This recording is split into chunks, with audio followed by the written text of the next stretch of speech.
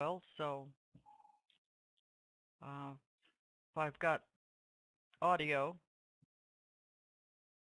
anybody hear anything? One, two, three. Cool. Thank you. Um, I noticed that crude oil's kind of, it tried to get going to the upside and it just couldn't handle it at settlement. Settlement and this midline of the ice really seem to stop it in its tracks. Plus there's a huge amount of red bands up here for these institutional volume zones.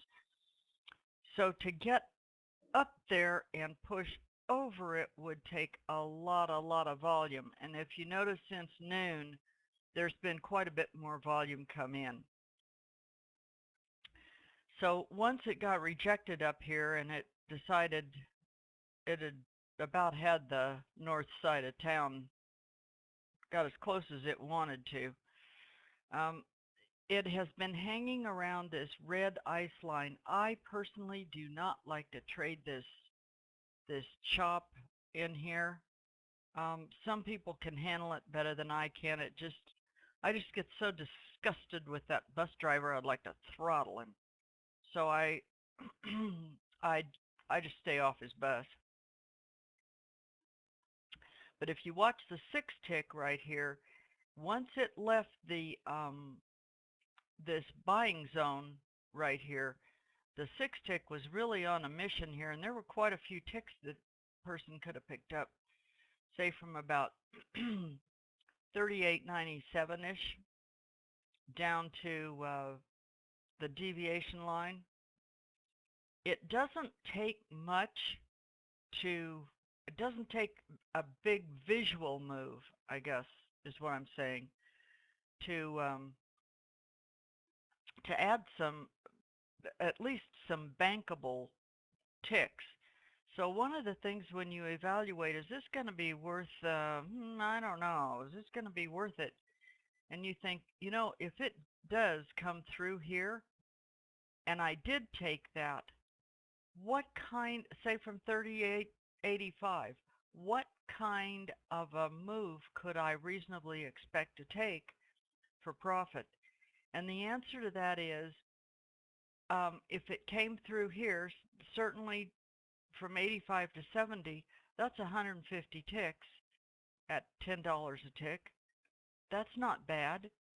But if you had your sights set and your take profit down here at the low of yesterday, which was running right along with the low that it put in today, then that's not really bad. You have quite a few ticks. It's difficult, especially late in the afternoon like this, going into the close, to try and take any more than a scalp from something like this. But if you get back a little ways, what I really like about this 6-tick chart is how easy it is to spot the moves from these major streets from one to the next to the next.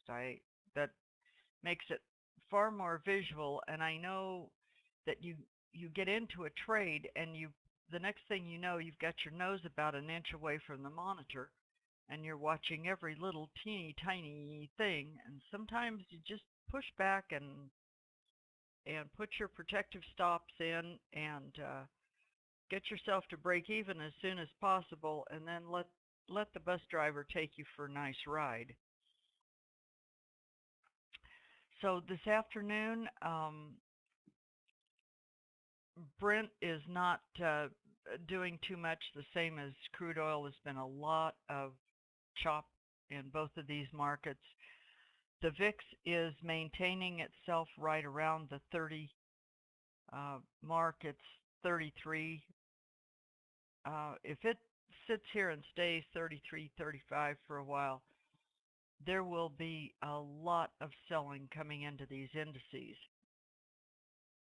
Also notice how this is holding right here at our big weekly magnet. This is a big, this price level right here is a big deal. Um, we've had a lot of bad guy country. For those of you who are trying to figure out what to do with this deviation indicator, this bunch of stuff in here that's so jagged and horrible is it's very difficult to trade. And to me, this is this works better for me than and seeing how it just chopped and chopped and chopped around here, because I don't find this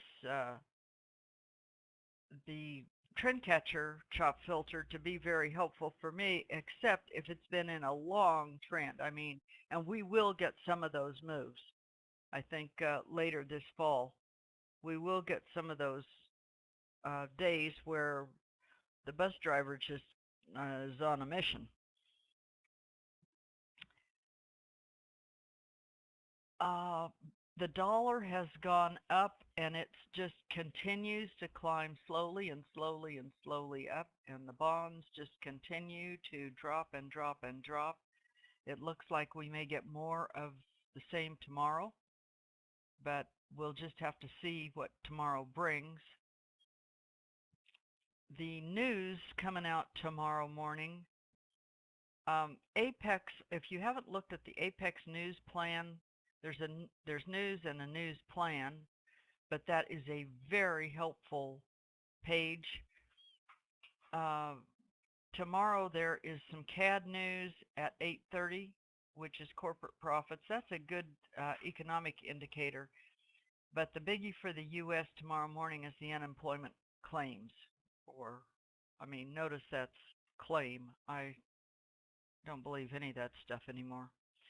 But I think that's about all I have for this afternoon. I don't see anything else.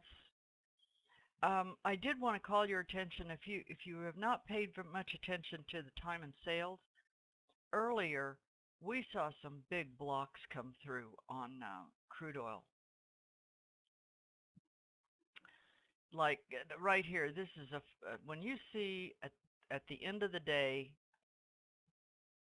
40 contracts bought, it will definitely stop that down move. So pay attention. I mean, if it doesn't stop it, it'll give it a little pause.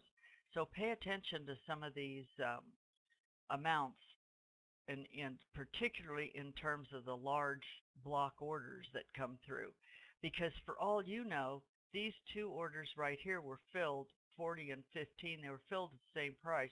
That could have been exactly the same trader with taking a 40 lot and a 15 lot, but 55 contracts of crude oil will it will cause a pause to this down run right here. So it's a good idea to kind of keep an eye on that. If you are just now starting to watch this, be sure you change your you right click on it and you change the properties. Let me get the properties. Gotta love this, everything runs away from you. You can change these block alerts to whatever you want them, but at least change your size filter to 5. Otherwise you will get every single solitary 1 and 2 contract orders that come through there. And the fact of the matter is, you don't really care about those onesies and the twosies, because they will not have an effect on the market. It's those block orders that come through that definitely will. Okay, so I'll see you all tomorrow morning. This has been my view from my world at Apex Land. Have a nice afternoon.